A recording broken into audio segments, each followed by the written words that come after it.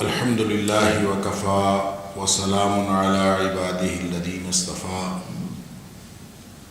أشهد أن لا إله إلا الله وحده لا شريك له وأشهد أن محمدا عبده ورسوله صلى الله عليه وآله وسلم.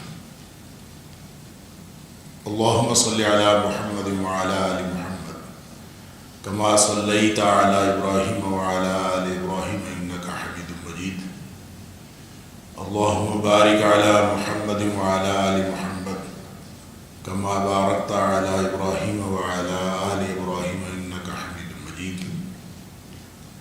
أما بعد فأعوذ بالله السميع العليم من الشيطان الرجيم من همزه ونفخه ونفثه. بسم الله الرحمن الرحيم. الله نزل أحسن الحديث كتابا متشابها مثاني تقشعر منه جلود الذين يخشون ربهم ثم تلين جلودهم وقلوبهم إلى ذكر الله ذلك هدى الله يهدي به من يشاء ومن يضلل الله فما له من هاد. اللہ نے کائنات کا بہترین کلام نازل فرمایا ہے. یہ ایک ایسی کتاب ہے جس کی آیات باہم ملتی جلتی ہیں اور یہ بار بار دہرائی جانے والی آیات ہیں، لیکن تاثیر کا عالم یہ ہے کہ اس سے ان لوگوں کے رونگٹے کھڑے ہو جاتے ہیں جن کے دلوں میں اپنے مالک کی، اپنے رب کی خشیت ہوتی ہے. ثم تلین جلودہم وقلوبہم الی ذکر اللہ، پھر ان کے جسم بھی اور ان کے دل بھی اللہ کی یاد کی طرف جھک پڑتے. یہی وہ ہدایت ہے جو اللہ جسے چاہتا ہے عطا فرماتا ہے، اور جس کو اللہ گمراہ کر دے اس کو پھر کوئی ہدایت دینے والا نہیں. صدق اللہ العظیم.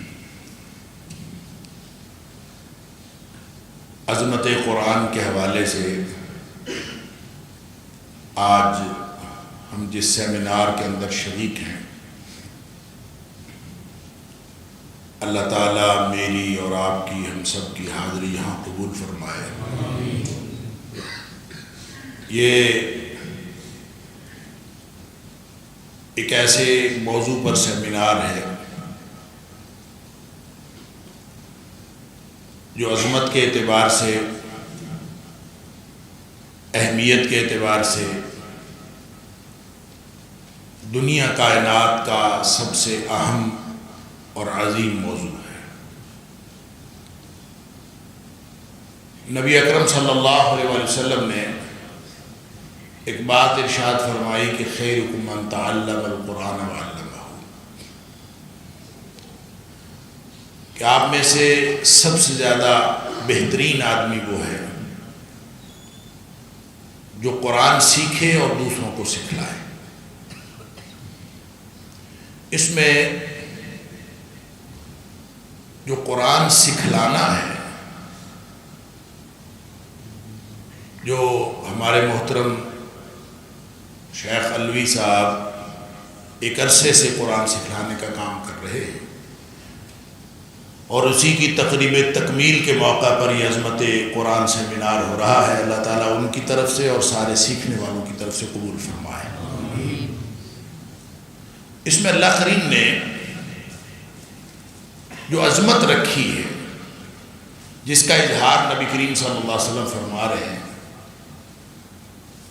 تو سیکھنے والوں کی عظمت پہلے ہے، سکھانے والوں کی بعد میں ہے. خیرکم من تعلم القرآن وعلمہ، پہلے سیکھنے والے ہیں اور بعد میں سکھانے والے ہیں. گویا اللہ کریم نے جب عظمت کا، نبی پاک صلی اللہ علیہ وسلم نے اللہ کے ہاں جب عظمت کا اظہار فرمایا تو یہ بات کن کی ہو رہی ہے؟ یہ صحابہ کرام کی بات ہو رہی ہے. صحابہ کرام میں کون افضل ہے، کون افضل نہیں ہے، اس کا اظہار بھی نبی پاک صلی اللہ علیہ وسلم نے فرما دیا.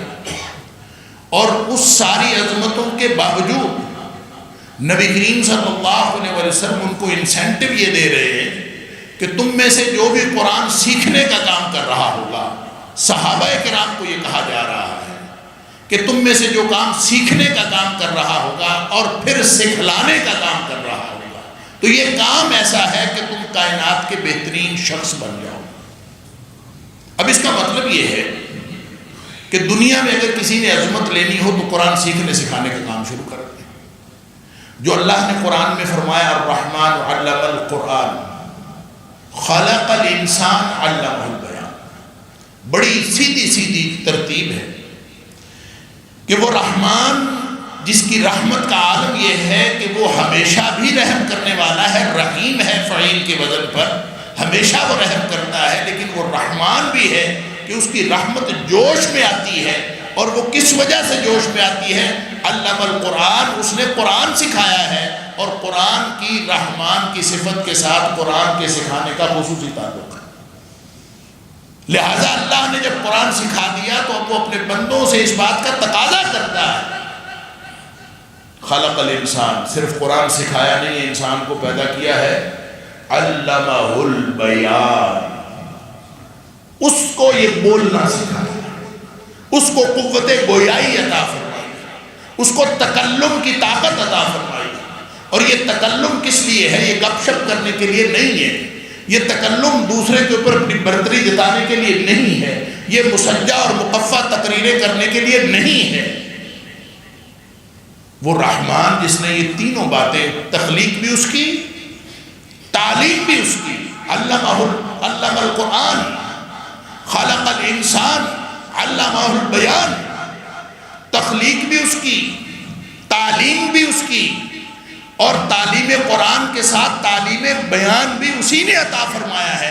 تو وہ گویا ہم سے تقاضا کرتا ہے کہ تمہاری زبان سے اگر نکلے تو قرآن نکلے، اس کے علاوہ تو اس کو کوئی چیز پسند ہی نہیں ہے۔ یا قرآن نکلے یا قرآن کے ماتحت قرآن کے مفہوم یا قرآن کے مقاصد کو پورا کرنے کا بیان نکلے۔ یہ انسان کی پوری زندگی کا خلاصہ یہ ہے۔ اگر قرآن کے ساتھ ہمارا یہ تعلق ہے تو انشاءاللہ عظمتیں ہمارا راہ دیکھ رہی ہیں۔ عظمت قرآن وہی سمجھے گا جو عظمت رحمان سمجھے گا۔ الرحمن علم القرآن، یہ قرآن رحمان کا کلام ہے، کلام اللہ ہے، تو کلام اللہ کی عظمت کسی شخص کو سمجھ نہیں آ سکتی جب تک کہ اس کو اللہ کی رحمان کی عظمت سمجھ میں نہ آئے۔ اس کی وجہ ہے کہ کلام کی تاثیر یا کلام کی عظمت اور کلام کا روب صاحب کلام کی وجہ سے ہوتا ہے۔ جب تک آپ کو صاحب کلام کی عظمت کا، اس کو آپ خالص دینی اصطلاح میں دیکھ لیجئے، جب تک آپ کو صاحب کلام کی معرفت حاصل نہ ہو، میں یہ اصطلاح جان بوجھ کے استعمال کر رہا ہوں، جب تک آپ کو صاحب کلام کی معرفت حاصل نہ ہو، آپ کو کبھی بھی کلام کی تاثیر کا نہ اندازہ ہو سکتا ہے، نہ اس سے مستفید ہو سکتا ہے۔ اس کی میں ایک مثال دیا کرتا ہوں کہ میں یہاں بیٹھا، میں کہوں پکڑ لو، اب یہ کیا ہے پکڑ لو؟ آپ سب نے کہنا ہے بڑا پاگل ہے، کوئی احمقانہ بات کر رہا ہے، اس کا کیا مطلب؟ اگر یہی بات، یہی الفاظ علاقے کا تھانے دار کہے پکڑ لو، تو پھر اس کی تاثیر کا اندازہ ہے، پھر اس کا کچھ مفہوم ہے۔ صاحب کلام کے تبدیل ہونے سے کلام کی تاثیر بدل گئی۔ اور اگر یہی والی بات ملک کا وزیر اعظم کہہ دے پکڑ لو، بریکنگ نیوز بن جائے گی، تھرتھلی بن جائے گی پورے ملک کے اندر۔ کیا ہوا؟ اس نے کہا ہے پکڑ لو۔ کلام وہی ہے، صاحب کلام بدلنے سے اگر کسی کو یہ نہ پتا ہو کہ ملک کا وزیر اعظم ہے، اگر کسی کو یہ نہ پتا ہو کہ یہ تھانے دار نے کہا ہے، اگر کسی کو کے علم میں یہ نہ ہو کہ یہ کون کہہ رہا ہے، تو یہ تو ایک احمقانہ بات ہے۔ اگر آپ کو یہ پتا ہو کہ تو حماد مسجد میں بیٹھا تقریر کرتا ہوا کہہ رہا تھا پکڑ لو، تو یہ تو ایک حماقت کے علاوہ اس کی کوئی حیثیت نہیں۔ لیکن جب صاحب کلام بدلتا ہے تو کلام کی تاثیر بدل جاتی ہے، اس کی عظمت، اس کا روب، اس کی تاثیر، اس کا تعلق صاحب کلام کی معرفت کے ساتھ۔ کیا خیال ہے کلام اللہ کے بارے میں؟ یہ کس بادشاہ کا کلام ہے؟ یہ کسی ملک کے وزیر اعظم کا کلام نہیں، یہ شہنشاہوں کے شہنشاہ، کتنا بڑا، کیا کبریائی ہے اس کی۔ یہ جو ساری کائنات ہے نا، جس کو ہم کائنات کہتے ہیں، اللہ اکبر۔ آپ یہاں بیٹھے اندازہ کریں کہ یہاں بیٹھ کے اس مسجد کے اندر میں اور آپ، ہماری کیا حیثیت ہے؟ اس مسجد کے اندر اگر ہم 200 لوگ بیٹھے ہوئے ہیں تو اس میں سے اگر اس کا نقشہ بنایا جائے تو میری کیا حیثیت ہے؟ ایک نقطے سے زیادہ حیثیت نہیں۔ اور اگر اس پورے محلے کا نقشہ بنایا جائے تو اس مسجد کی حیثیت ایک نقطے سے زیادہ نہیں۔ آگے بڑھتے جائیے، پورے سیالکوٹ کا نقشہ بنے تو اس میں اس محلے کی حیثیت ایک نقطے سے زیادہ نہیں۔ اور آگے بڑھ جائیے، پورے پاکستان کے نقشے میں سیالکوٹ خود ایک نقطہ ہے، پھر پوری دنیا کے نقشے میں پاکستان ایک نقطہ رہ جاتا ہے۔ اس کی کیا حیثیت ہے وہاں؟ اب سوچتے جائیے، میں کہاں، میری حیثیت کیا؟ اللہ اکبر۔ اور پھر اس زمین کی حیثیت کوئی نہیں رہتی جب اس کا تعلق نظام شمسی کے ساتھ ہم دیکھتے ہیں تو یہ زمین خود ایک نقطے سے زیادہ حیثیت نہیں رکھتی۔ سارے ممالک، سارے بڑے بڑے بادشاہ سب ختم، زمین خود ایک نقطہ رہ گئی۔ پھر اس نظام شمسی کو جب ہم گلیکسی کے اندر دیگر نظام ہائے شمسی میں دیکھتے ہیں تو اس پورے نظام شمسی کی کوئی حیثیت نہیں رہتی۔ اتنا سا نظام شمسی، اللہ اکبر۔ پھر جب کلسٹر گلیکسیز کا بنتا ہے تو اس میں ہم دیکھتے ہیں کہ اس گلیکسی کی کوئی حیثیت نہیں رہتی۔ یوں آپ آگے بڑھتے جائیں، یہ سائنسدانوں نے ساری کاوش کر لی ہے، سائنسدانوں نے ساری محنت کر لی ہے کہ ہم کائنات کے کنارے تک پہنچ جائیں۔ انہوں نے کوشش کر دیکھی کہ ہم یہ کائنات کا کنارہ لوگوں کو بتائیں کہ کائنات یہاں سے لے کر وہاں تک ہے، نہیں کر سکے۔ اس کی وجہ کیا ہے؟ اس کی وجہ یہ ہے کہ اللہ تعالیٰ فرماتا ہے وَإِنَّا لَمُوسِعُونَ، ہم نے اس کو بنایا ہے اور ہم اس کی وسعت کرتے جا رہے ہیں۔ یہ کائنات ہر دم وسعت پذیر ہے، یہ بڑھتی جا رہی ہے۔ آپ جتنا پتہ کریں گے، آپ سائنسدانوں نے بھی جتنی کوشش کی، جتنی محنت کی، جتنے بڑے بڑے راکٹ بنائے، کوشش کی کائنات کا کنارہ دیکھیں، وہ وہاں پہنچتے ہیں، کائنات اس سے آگے بڑھی ہوئی پڑی۔ وہ اقبال نے بھی کہا تھا کہ یہ کائنات ابھی ناتمام ہے شاید، کہ آ رہی ہے دمادم صدائے کن فیکن۔ یہ کائنات ابھی بنی نہیں ہے شاید، روز نئی چیزیں بن رہی ہیں۔ یہ جو پھلتی پھولتی ہوئی کائنات ہے، جس کی لمبائی چوڑائی کا ہم اندازہ ہی نہیں کر سکتے اور سائنسدان اپنی پوری محنت کے باوجود اندازہ نہیں کر سکتے، اس کائنات کو بنانے والا جو ہے نا، مالک اس کا، سبحان اللہ، اس کی کبریائی کا کیا اندازہ ہے، کسی کو کچھ اندازہ نہیں ہو سکتا۔ بس ہمیں ایک تصور دینے کے لیے نبی کریم صلی اللہ علیہ وسلم نے فرمایا کہ اس ذات کی جو کبریائی ہے وہ تو آپ کو کچھ نہیں پتا، اور اللہ کی ذات کی معرفت ہم کیسے اس کی کبریائی کی معرفت حاصل کریں؟ اس کائنات کا اللہ کے عرش کی بڑائی کے مقابلے میں ایک چھوٹا سا تصور دیا کہ جیسے لق و دق صحرا ہو، جس کی لمبائی چوڑائی کا کوئی اندازہ نہ ہو، کتنا لمبا صحرا، کتنا چوڑا صحرا، اس صحرا کے اندر ایک انگوٹھی پڑی ہوئی ہو، ایک چھلا پڑا ہوا ہو، ایک حلقہ پڑا ہوا ہو، تو جو حیثیت اس حلقے کو اس صحرا کے ساتھ ہے، وہی حیثیت اس ساری کائنات کو اللہ کے عرش کے ساتھ ہے۔ اللہ کی ذات کتنی بڑی ہے، جب اس کا کلام ہے کلام اللہ، یہ قرآن مجید اس کا کلام ہے۔ جب تک یہ تصور اور صاحب کلام کی یہ معرفت کسی کے دل میں نہیں آتی، اس کے سامنے بس ایک عربی کی کتاب ہے، اس کو کچھ بھی نہیں ہے، اس کے علاوہ تو اس کا کوئی مطلب ہی نہیں۔ عربی کی کتابیں بے شمار، کیونکہ ہم جب سنتے ہیں قرآن کو یا پڑھتے ہیں قرآن کو تو طوطے کی طرح پڑھ جاتے ہیں، چڑیا کی طرح سن جاتے ہیں۔ جیسے چڑیا کو آواز آ رہی ہوتی ہے نا، ہمیں بھی صرف آواز ہی آ رہی ہوتی ہے، سمجھ تو ہمیں آ نہیں رہی ہوتی کہ اللہ تعالیٰ کیا کہہ رہا ہے۔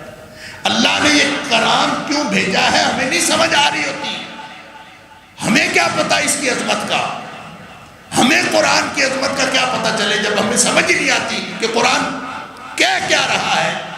جیسے چڑیا نے سن لیا، جیسے کبے نے سن لیا، جیسے دیوار نے سن لیا، ایسے ہم نے سن لیا، فرق کیا ہے؟ اگر ہم قرآن سنیں اور اس کی سمجھ آئے، اللہ اکبر، پھر پتہ چلتا ہے کہ یہ قرآن کتنی عظیم کتاب ہے۔ قرآن کی عظمت، جیسے میں نے عرض کیا کہ پڑھنا پڑھانا تو بہت عظیم مرتبے کا کام ہے، سیکھنا سکھانا تو بہت عظمت والا کام ہے۔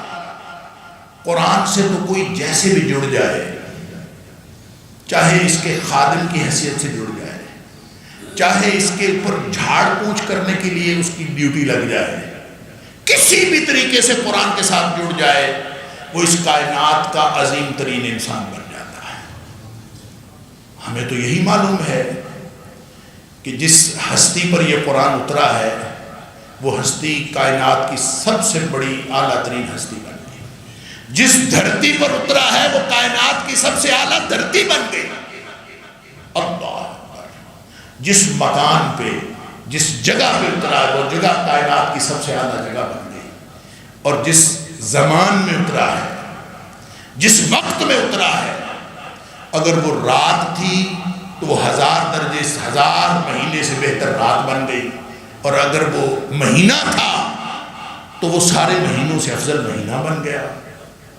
جو بھی جڑتا گیا، حتیٰ کہ جو لانے والا ہے، نزل بہ الروح الامین، وہ تو بس وہاں سے لیا اس نے، وہ تو ہرکارا تھا، اس کی تو کوئی حیثیت نہیں ہے۔ نزل بہ الروح الامین علی قلبک لتکون من المنذرین، اے حبیب صلی اللہ علیہ وسلم، اس کو روح الامین لے کے آیا ہے، اللہ کا کلام ہے، اللہ نے دیا ہے، وہ اس نے وہاں سے لیا اور نبی پاک صلی اللہ علیہ وسلم کے قلب اطہر پر لا کے چھوڑ دیا۔ اس کا کام تو اتنا ہی تھا، لیکن فرمایا کہ یہ سارے جبرائیل جو ہے سارے فرشتوں کا سردار بن گئے۔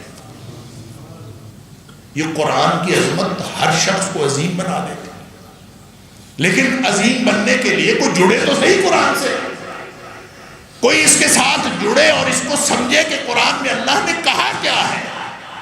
اس لیے اللہ تعالیٰ فرماتا ہے اللہ نزل احسن الحدیث، اللہ نے کائنات کا بہترین کلام نازل فرمایا، لیکن یہ جڑا ہوا ہے ان عظمتوں سے جو عظمتیں رب العالمین کی ذات ہیں، جو رب العالمین کا، جو جس کو رب العالمین کی پہچان نہیں ہے اس کو کلام رب العالمین کی بھی پہچان نہیں ہے۔ اس کی وجہ یہ ہے کہ یہ قرآن بھی نا ہر شخص کے ساتھ ویسا ہی سلوک کرتا ہے جیسا رب العالمین کرتا ہے۔ رب العالمین نے فرمایا، حدیث قدسی ہے، نبی کریم صلی اللہ علیہ وسلم نے فرمایا کہ اللہ فرماتے ہیں انا عند ظن عبدی بی، میں ہر بندے کے گمان کے مطابق اس کے ساتھ معاملہ کرتا ہوں، جیسا کوئی بندہ میرے ساتھ گمان کرتا ہے میں اس کے ساتھ ویسا معاملہ کرتا ہوں۔ اس کا مطلب یہ ہے کہ جو اللہ کے بارے میں گمان کرے کہ میرا اللہ میری نہیں سنتا، اس کی وہ نہیں سنتا، اس بے قدرے کی وہ نہیں سنتا، جس کو یہ تو یقین ہے کہ منو مٹی کے نیچے پڑا ہوا میری سنتا ہے، وہ سنتا، اور جس کا اعلان ہے اجیب دعوت الداعی اذا دعان، کہ جب بھی مجھ سے کوئی جہاں بھی پکارے میں اس کی پکار کو قبول کرتا ہوں، اس کا جواب دیتا ہوں، جس کا یہ اعلان ہے اس کے بارے میں وہ کہتا ہے نہیں جی وہ کہاں میں کہاں، وہ میری نہیں سنتا۔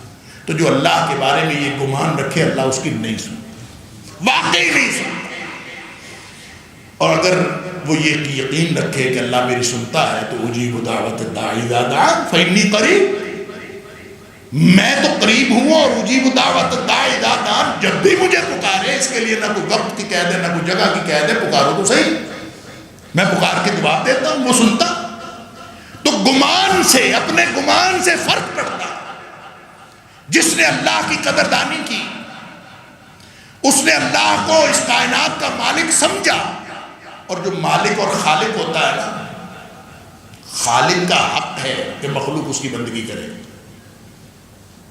اللہ تعالیٰ نے اور دلیل نہیں دی، ایک ہی دلیل دی ہے، پورے قرآن میں ایک ہی دلیل ہے۔ ابتدا ہوئی یا ایھا الناس اعبدوا ربکم، کائنات کے لوگوں اپنے رب کی بندگی کرو۔ کیوں کرو؟ الذی خلقکم، اس لیے کرو وہ تمہارا خالق ہے، والذین من قبلکم، تم سے پہلے لوگوں کو بھی خالق وہ ہے، لعلکم تتقون، پھر تقوی آئے گا تمہارے اندر۔ بندگی کرو، بندگی اس کا حق ہے، مخلوق کا فرض ہے، خالق کا حق ہے اور مخلوق کا فرض ہے۔ لیکن جو شخص خالق کی قدردانی نہ کرے، خالق کی معرفت کیا، خالق کی پہچان ہی نہ کرے، اور وہ رب بنائے اس نے بے شمار رب،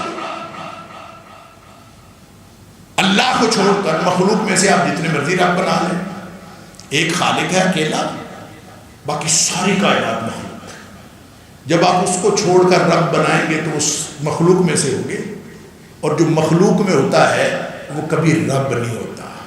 اللہ تعالیٰ قرآن میں بار بار یہی دلیل دیتا ہے، ارونی ماذا خلق، دکھاؤ مجھے انہوں نے کیا پیدا کیا ہے۔ کوئی پیدا کیا ہے؟ کچھ پیدا ہی نہیں کیا۔ پھر اللہ تعالیٰ یہ بھی فرماتا ہے، سمجھا کے اللہ تعالیٰ یہ تک سمجھاتا ہے کہ اگر یہ دنیا کائنات کے سارے کرنے والے، یہ جتنے طاقت کے سرچشمے ہیں، یہ سارے اکٹھے ہو جائیں، اس میں سائنسدان بھی مل جائیں، روحانی طاقتوں والے مل جائیں، جسمانی طاقتوں والے، مادی طاقتوں والے، سارے مل جائیں، اللہ تعالیٰ فرماتا ہے کہ یہ مل کے ایک مکھی نہیں پیدا کر سکتے، ایک مکھی نہیں پیدا کر سکتے۔ پھر مکھی پیدا کرنی تو دور کی بات ہے، فرمایا مکھی ان کے آگے سے کھانا اٹھا کے لے جائے نا تو یہ اس سے کھانا واپس چھین نہیں سکتے، مار تو سکتے ہیں مکھی کو، مار کے پھینک دیں، کھانا نہیں واپس چھین سکتے۔ اللہ ضعف الطالب والمطلوب، جس نے مانگا وہ بھی کمزور، جس سے مانگا گیا وہ بھی کمزور۔ ما قدر اللہ حق قدرہ، انہوں نے اللہ کی قدر ہی نہیں پہچانا۔ جس طرح کا یہ گمان رکھتے ہیں اللہ ان کے ساتھ ویسا معاملہ کرے گا۔ اگر انہوں نے اللہ کو چھوڑ کر، یہ حق تو اس کا تھا، اور سن لیجئے جو بندہ اللہ کا حق دے دیتا ہے نا، یہ باٹم لائن ہے۔ لوگ سمجھتے ہیں کہ یہ تہجدیں نہ پڑھی، یہ روزے نہ رکھے، یہ نمازیں نہ پڑھی تو اللہ کے عذاب سے نہیں بچ سکتے۔ سن لیجئے آسان نسخہ جو اللہ نے دیا ہے، نبی پاک صلی اللہ علیہ وسلم نے دیا ہے، جتنے مرضی گناہ ہوں، اللہ تعالیٰ قرآن میں فرماتا ہے ان اللہ لا یغفر ان یشرک بہ ویغفر ما دون ذلک لمن یشاء، ایک شرک نہ کرو باقی سارے ہی معاف کر دے گا، لیکن یہ تو انشور کرو، پہلے یہ انشور کرو کہ شرک نہیں کر رہے، اللہ کی قدر تو پہچانو، اس کے کلام کی عظمت کا کسی کو کیا پتا چلے جب خالق کی عظمت کا ہی نہیں پتا، جب خالق کی معرفت ہی نہیں ہے تو اس کا جو کلام ہے، اس کی جو صفت کلام ہے، اس کا کیسے پتا چلے؟ معاذ بن جبل رضی اللہ تعالیٰ عنہ نے نبی کریم صلی اللہ علیہ وسلم کے پیچھے سواری کی، نبی پاک صلی اللہ علیہ وسلم فرماتے ہیں، بخاری شریف کے اندر ہے، آپ نے پوچھا یا معاذ اتدری ما حق اللہ علی العباد وما حق العباد علی اللہ، معاذ تمہیں پتہ ہے کہ اللہ کا بندوں پر کیا حق ہے اور بندوں کا اللہ پر کیا حق ہے؟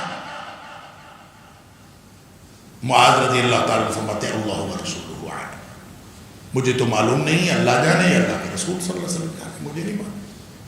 پھر نبی پاک صلی اللہ علیہ وسلم نے فرمایا حق اللہ علی العباد، اللہ کا حق ہے بندوں پر، مخلوق پر اللہ کا حق ہے، اور جو ایک کا حق ہے دوسرے کا فرض ہے۔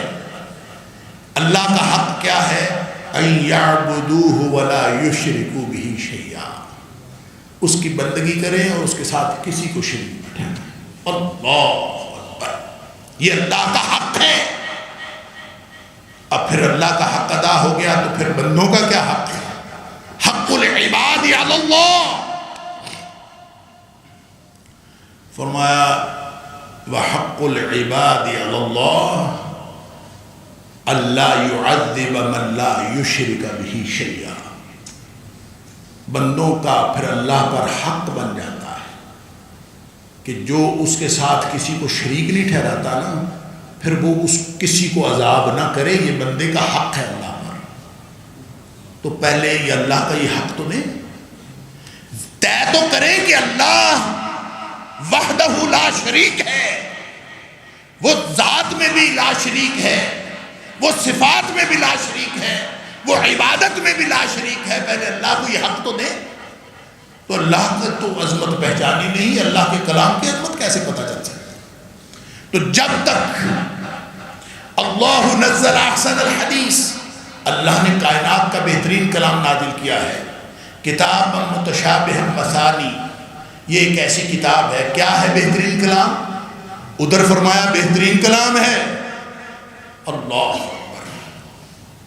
اور یہ بہترین کلام ظاہر ہے جب اللہ کے ساتھ کوئی شخص وہ اللہ کی معرفت کے حوالے سے، اللہ تعالیٰ کی بندگی کے حوالے سے وہ سلوک ہی نہیں کرتا جس کا اللہ حقدار ہے، وہ سلوک ہی نہیں کرتا، تو پھر اللہ بھی تو اپنے بندے کے گمان کے مطابق کرتا ہے۔ وہ کہتا ہے ٹھیک ہے، جیسا تیرا گمان ہے ویسا تیرا معاملہ ہے۔ اللہ اکبر۔ ایک بدو آیا تھا نا نبی کریم صلی اللہ علیہ وسلم کے پاس، اللہ کے رسول حساب کس نے لینا؟ نبی پاک صلی اللہ علیہ وسلم اللہ نے چھلانگے لگاتا ہوا چلا گیا، کہتا اگر اللہ نے حساب لیا تو وہ کبھی مجھے عذاب نہیں کرے گا۔ گمان ہے اللہ کے پاس۔ ترمذی شریف کی حدیث ہے، حدیث قدسی، وہاں بھی نبی پاک صلی اللہ علیہ وسلم نے فرمایا کہ اللہ فرماتا ہے لو اتیتنی بقراب الارض خطایا، اللہ تو اگر میرے پاس اس حالت میں آئے نا کہ یہ زمین تیرے گناہوں سے بھری ہوئی ہے، اللہ اکبر، لو اتیتنی بقراب الارض خطایا، تیرے گناہوں سے زمین بھری ہوئی ہو، لیکن وَأَتَيْتَنِي لَا تُشْرِكْ بِهِ شَيْئًا، لیکن اس حالت میں تو میرے پاس آئے کہ میرے ساتھ کسی کو شریک نہیں ٹھہراتے۔ اللہ اکبر۔ فرمایا میں تیرے سارے گناہ معاف کر دوں گا اور مجھے کوئی پرواہ نہیں۔ لیکن اللہ کی پہچان، کلام اللہ کی پہچان تو بعد کی بات ہے، پہلے اللہ کی پہچان تو ہو۔ وہ فرماتا ہے، اور سن لیجئے جو کلام ہوتا ہے نا، کلام وہ عربی میں کہتے ہیں کلام الملوک ملوک الکلام، جو بادشاہوں کی بات ہوتی ہے نا وہ باتوں کی بادشاہ ہوتی ہے۔ تو یہ کائنات کے سب سے شہنشاہوں کے شہنشاہ کا کلام ہے، تو اس کی حیثیت بھی وہی ہے جو شہنشاہ کی ہے، یہ اس کا کلام ہے۔ لہٰذا اس کے اندر بھی وہی غیرت ہے، وہی انا ہے، جو اللہ کی ذات کے اندر غیرت اور انا ہے، وہی اللہ کے کلام کے اندر غیرت اور انا ہے۔ جس طرح اللہ بے قدرے کو نہیں سنتا اس کی، اسی طرح قرآن بھی کسی کو عظمت نہیں دیتا بے قدرے کو، جس کو پتہ ہی نہیں ہے کلام کس کا ہے، اس کو کبھی کلام کی سمجھ نہیں آتی، اس لیے کہ اس نے کبھی قدر ہی نہیں کی یہ کلام کس کا ہے، دل میں یہ اللہ کی عظمت کا رو بھی کوئی نہیں ہے، صاحب کلام کی عظمت کبھی ذہن میں آئی نہیں، تو کلام اللہ کی عظمت کیسے ذہن میں آئے؟ اللہ فرماتا ہے اللہ نزل احسن الحدیث، اللہ نے کائنات کا بہترین کلام نازل کیا،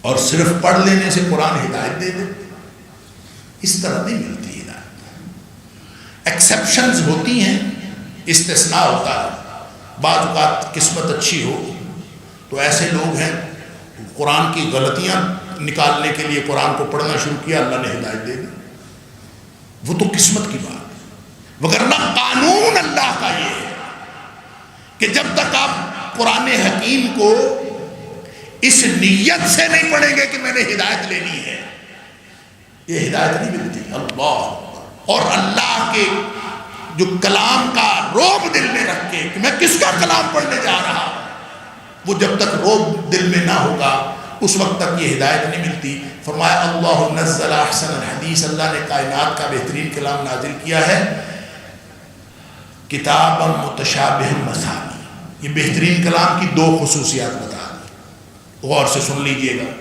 ایک خصوصیت یہ ہے کہ یہ باہم ملتی جلتی آیات، اور دوسری خصوصیت یہ ہے کہ بار بار دہرائی جانے والی آیات۔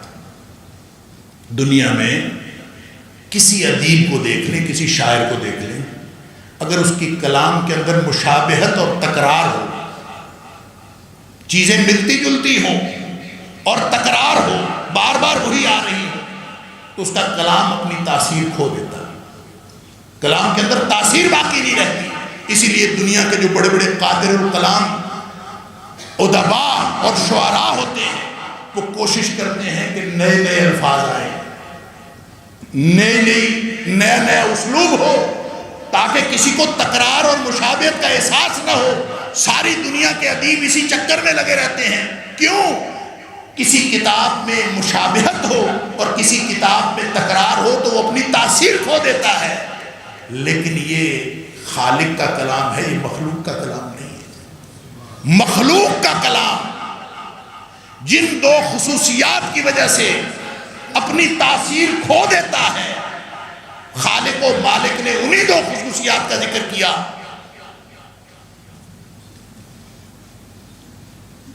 شیخ یہاں تشریف لائے گا۔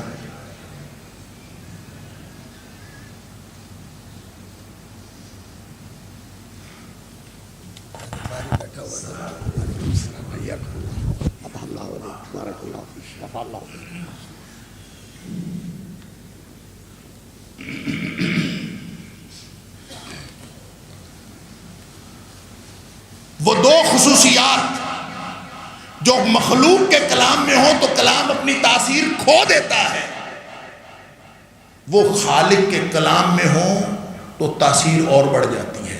یہی اعجاز قرآن ہے، یہی قرآن کا معجزہ ہے کہ مخلوق ان دو باتوں سے ایوائڈ کرتی ہے کہ میرے کلام میں نہ تکرار ہو نہ مشابہت ہو۔ اللہ فرماتا ہے کائنات کا بہترین کلام ہے، اس میں تکرار بھی ہے، اس میں مشابہت بھی ہے، اور اس کی تاثیر کا عالم یہ ہے کہ تقشعر منہ جلود الذین یخشون ربہم، اس سے رونگٹے کھڑے ہو جاتے ہیں ان لوگوں کے دن کے دلوں میں مالک کی خشیت ہوتی ہے۔ اور یہ خشیت کیا ہوتی ہے؟ یہ جو میں شروع سے لے کر اب تک گفتگو کر رہا تھا، خشیت مالک کی عظمت کا روب ہوتا ہے۔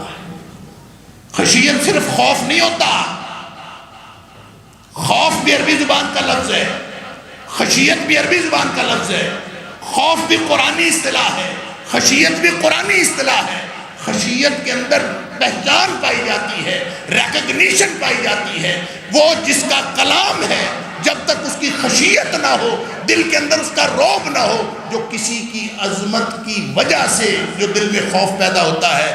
آپ باپ سے ڈرتے ہیں، باپ کوئی ڈراؤنی چیز نہیں ہوتا، باپ سے اس لیے ڈرتے ہیں کہ باپ کی عظمت ہوتی ہے کہیں ناراض نہ ہو جائے۔ یوں یہ عظمتوں کا یہ سفر، مخلوق کی عظمت اپنی جگہ، جو خالق کی عظمت ہے وہ خشیت کہلاتی ہے کہ دل میں مالک کی عظمت کا روب ہو کہ کہیں وہ میرا مالک مجھ سے ناراض نہ ہو جائے۔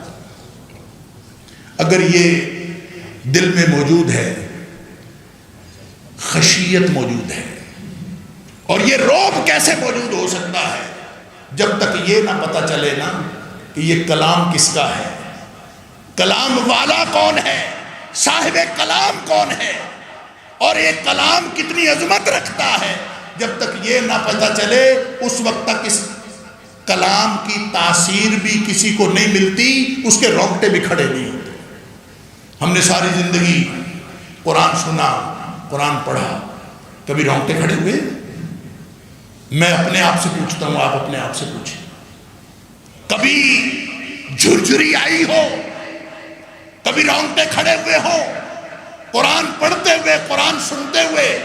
ایک دم انسان دہل کے رہ گیا ہو، وجلت قلوبہم، ان کے دل دہل گئے، کبھی ہوا؟ نہیں ہوا تو فکر کرے، دل میں خشیت کوئی نہیں ہے، ہوا ہے تو شکر کرے، الحمدللہ رب کی مالک کی خشیت موجود ہے۔ ہدی للناس بھی فرمایا کہ یہ ہدایت ہے تمام لوگوں کے لیے، راستہ دکھاتا ہے، صرف یہ راستہ ہے۔ ہدی للمتقین بھی فرمایا، منزل مقصود پہ ان کو پہنچاتا ہے جو دل سے یہ طے کر کے بیٹھے ہوتے ہیں کہ اللہ میں نے تیری ناراضگی سے بچنا ہے، اللہ میں نے تیری ناراضگی سے بچنا ہے۔ کوئی متقی پتہ کون ہوتا؟ لمبی چوڑی باتیں مجھے آتی نہیں، علم بھی کوئی نہیں ہے، لمبی چوڑی باتیں کہاں سے؟ سادہ سی بات میں آپ کو بتاتا ہوں، آج طے کر لیں، تقویٰ دوہرے احساس کا نام ہے، کیونکہ نبی پاک صلی اللہ علیہ وسلم فرمایا تقویٰ ہاں ہونا، تقویٰ یہاں ہوتا ہے۔ احساس دوہرا کیا؟ اس کی ایک پرت یہ ہے کہ اللہ مجھ سے کوئی چھوٹی سی چھوٹی حرکت ایسی سرزد نہ ہو جائے جو تیری ناراضگی کا باعث بن سکے، اور اس کا دوسری پرت یہ ہے کہ اللہ کوئی چھوٹے سے چھوٹا کام ہونے سے رہ نہ جائے جو تیری خوشنودی کا باعث بن سکتا۔ اگر یہ دوہرا احساس دل میں آ گیا تو آپ متقی ہیں، اس پر عمل شروع کر دیا آپ متقی بن گئے۔ لیکن طے کر لے، آج سے طے کر لیں، ہدی للمتقین، یہ قرآن ان کو ہدایت دیتا ہے، منزل مقصود پر ان کو پہنچاتا ہے جو یہ طے کر کے قرآن پڑھتے ہیں کہ اللہ میں تیری ناراضگی سے بچنا چاہتا ہوں، تیری خوشنودی حاصل کرنا چاہتا ہوں، اور یہ تیری ناراضگی سے بچنا بھی، تیری خوشنودی حاصل کرنا بھی مجھے قرآن سے حاصل ہوگا۔ جب اس نیت سے قرآن پڑھنا شروع کر دیتے ہیں تو اللہ تعالیٰ ان کو منزل مقصود پر لے جاتا ہے، ان کو ہدایت ملتی، ہر ایک کو نہیں ملتی۔ اور رونگٹے جو کھڑے نہیں ہوتے وہ اسی لیے نہیں کھڑے ہوتے، ہمیں جھرجھری نہیں آتی۔ یوں سمجھ لیجئے کہ ایک کلک ہے، کلک جس سے ہدایت کا سوئچ آن ہونا ہے، کبھی ہوئی نہیں، سوئچ ہدایت کا آن کیسے ہو؟ کبھی عظمت کا، خالق کی عظمت کا رعب دل میں ہو تو پھر رونگٹے کھڑے ہو جائیں گے۔ اس نے شرط لگائی ہے، یہ نہیں فرمایا قرآن سننے والوں کے رونگٹے کھڑے ہو جاتے ہیں، یہ نہیں فرمایا۔ تقشعر منہ جلود الذین یخشون ربہم، جن کے دلوں میں رب کی خشیت ہوتی ہے ان کے رونگٹے کھڑے ہو جاتے ہیں۔ اگر کسی دن یہ کلک ہو گئی نا، وہ دن ہمارے لیے شکر کا دن ہوگا۔ کیوں؟ اس کے بعد آٹومیٹک سسٹم شروع ہو جائے گا۔ فرمایا ثم تلین جلودہم وقلوبہم الی ذکر اللہ، اس کے بعد پھر محنت ختم، پھر قرآن اس کو گود لے لیتا ہے، پھر قرآن اس کو ہدایت کے راستے پر لے کے چل پڑتا ہے۔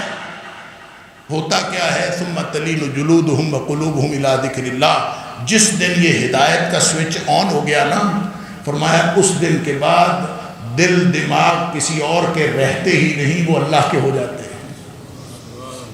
ثم تلین جلودہم وقلوبہم الی ذکر اللہ، دل بھی جسم بھی اللہ کی یاد کی طرف جھک پڑتے ہیں۔ اللہ کرے کہ کبھی ہمارے اندر بھی ہدایت کا سوئچ آن ہو جائے۔ جس دن یہ ہو گیا پھر اس کے بعد انسان کو نیند اڑ جاتی ہے راتوں کی، پھر وہ چین سے سو نہیں سکتا، اس کو قرآن جگاتا ہے، پھر اس قرآن اس کی زندگی کو متحرک کرتا ہے، اس کے دل دماغ کے اندر اللہ کی یاد ہوتی ہے، پھر اس کا جسم اللہ کی یاد میں بھڑکتا ہے۔ فرمایا ذالک ھدی اللہ یہدی بہ من یشاء، یہ ہے وہ اللہ کی ہدایت، اللہ جسے چاہتا ہے عطا فرماتا ہے۔ تو قرآن کی عظمت، یہ کہہ دینا کہ قرآن عظیم ہے، اس کے لیے تقریریں کر لینا، اس کے لیے 4 جملے بول لینا، اس سے قرآن کی عظمت کا نہ سمجھ آتی ہے نہ انسان اس سے مستفید ہو سکتا۔ مستفید ہونے کے لیے اللہ تعالیٰ کی عظمت اور اللہ کے قرآن کی عظمت، اس سے مستفید ہونے کے لیے ضروری ہے کہ اللہ کی معرفت حاصل کی جائے اور اللہ کی خشیت حاصل کی جائے۔ اور خشیت کیا ہے؟ یہ صاحب کلام کا روب ہے، جو میں نے مثال دی تھی نا، یہاں بیٹھے آپ کو یہ نہیں پتہ چلتا کہ کس نے کیا کہا ہے، جب آپ کو پتہ چلے۔ ابن مسعود رضی اللہ تعالیٰ عنہ فرماتے ہیں جب اللہ فرماتا ہے نا یا ایھا الذین آمنوا، اللہ اکبر، وہ فرماتے ہیں سیدھے ہو کے بیٹھ جایا کرو، اٹینٹو ہو جایا کرو، متوجہ ہو جایا کرو، کائنات کا مالک عرش سے تمہیں پکار رہا ہے، عرش سے ڈائریکٹ تمہیں خطاب فرما رہا ہے، یا ایھا الذین آمنوا تمہیں خطاب فرما رہا ہے اور تمہاری توجہ ہی کوئی نہیں۔ یا ایھا الذین آمنوا، جب یہ مالک کی، جب صاحب کلام کی عظمت اور پھر کلام کی عظمت آئے گی تو انشاءاللہ امید ہے کہ ہدایت کا سوئچ آن ہو جائے گا۔ ذالک ھدی اللہ یہدی بہ من یشاء، یہی وہ ہدایت ہے اللہ جسے چاہتا ہے عطا فرماتا ہے۔ ومن یضلل اللہ فما لہ من ہاد، اور جس کو اللہ گمراہ کر دے اس کو پھر کوئی ہدایت دینے والا نہیں۔ اللہ سے دعا ہے کہ اللہ تعالیٰ مجھے سب کو قرآن سے جڑنے کی توفیق عطا فرمائے، اور ہم جب قرآن سے جڑ جائیں گے انشاءاللہ یہ نیت لے کر کہ اللہ ہم نے تیری ناراضگی سے بچنا ہے اور تیری خوشنودی حاصل کرنی ہے، یہ نیت لے کر جڑ جائیں گے تو انشاءاللہ ہمیں ہدایت بھی مل جائے گی اور قرآن کی عظمت سے استفادہ بھی ہو جائے گا۔ اللہ تعالیٰ ہم سب کو یہ توفیق عطا فرمائے۔ وآخر دعوانا الحمدللہ۔